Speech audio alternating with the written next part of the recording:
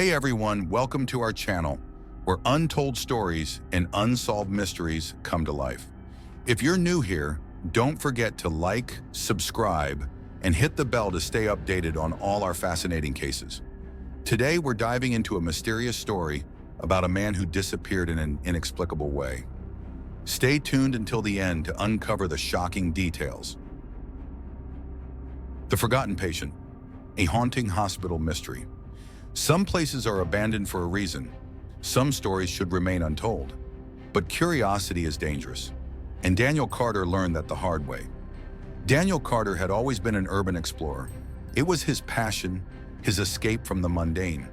While most people spent their free time watching TV or hanging out with friends, Daniel was out in the world, searching for forgotten places, uncovering the stories that had been buried by time. He had explored everything from old factories to crumbling mansions. But this time, he was heading into a place with a much darker reputation: St. Mary's Asylum. St. Mary's Asylum had been abandoned in 1972 after a tragedy. No one really knew what happened, but the townspeople spoke in hushed tones when the topic came up. Some said it was a fire that took the lives of many patients. Others said it was an experiment gone horribly wrong. The truth, however, was lost in the pages of history, leaving only whispers and rumors. But Daniel was different. He didn't believe in ghosts or curses. To him, it was just another building, one more story to uncover. 11:30 p.m. The night was cold and dark as Daniel approached the gates of St. Mary's Asylum. The iron gates creaked open with a soft moan as he pushed them aside.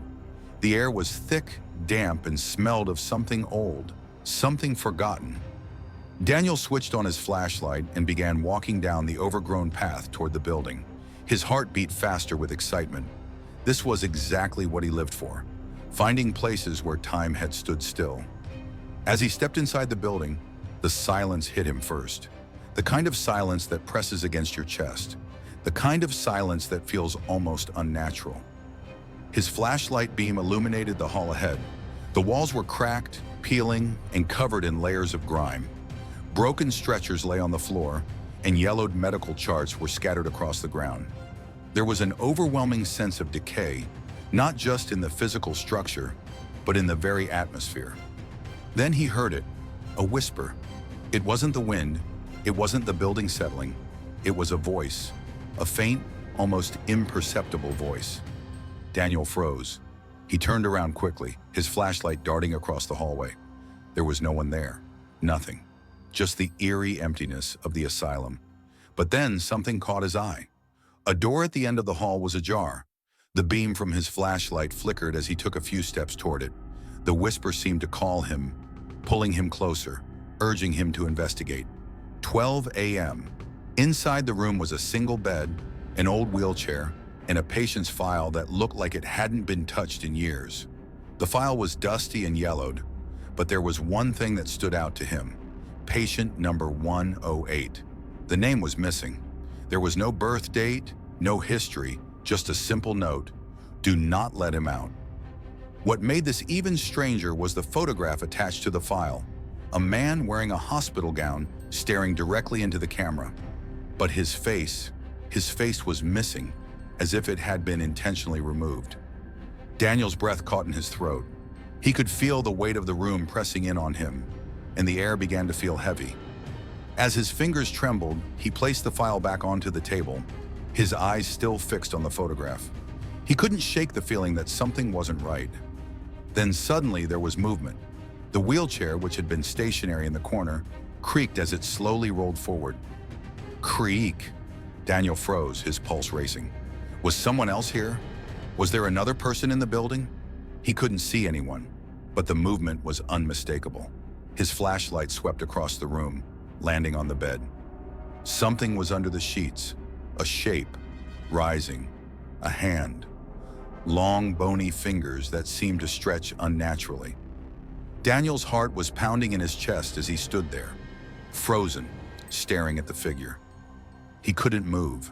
His mind was racing, trying to make sense of what was happening. His thoughts were interrupted by the loud slam of a door closing behind him. "Let me out!" Daniel shouted. his voice echoing through the silent halls. There was no response, only a soft whisper. Close.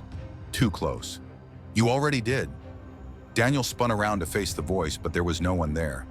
The room seemed to shift, the bed suddenly looking clean and fresh, as if it had just been made.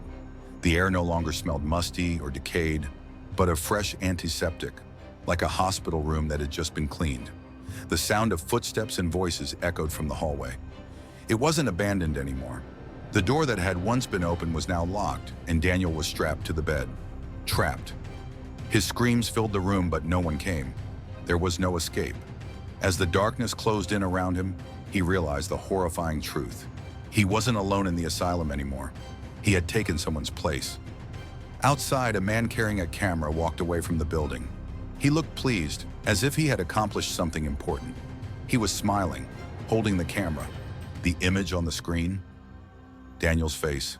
The next day, Daniel's friends went looking for him, but when they arrived at the asylum, they found nothing. No trace of Daniel, no sign of struggle. It was as if he had never been there at all. But that morning, something strange happened. Daniel's YouTube channel, which he had used to document his urban explorations, uploaded a new video. The video showed a man, Daniel himself, walking out of St. Mary's Asylum. Safe, unharmed. But at the very end of the video, something strange appeared in the frame. Through a hospital window, a figure could be seen inside the building. The figure was banging on the glass, desperately trying to get out. The face of the man was distorted, his eyes wide with fear. That man, Daniel Carter. What do you believe? Is this just another urban legend? A story made up to scare people? Or is Daniel still trapped in that asylum, waiting for someone else to take his place? Be careful the next time you wander into an abandoned building, especially one with a history like St. Mary's Asylum. Because once you enter, you might never leave. I know you're probably wondering what happened in this mysterious story, but sadly, I don't have the answers for you either. If you enjoyed the video, make sure to like, leave a comment, and tell us what you think happened. Don't forget to subscribe because we've got plenty more strange tales and unexpected events coming your way. See you in the next one, where the mysteries never stop. Until then,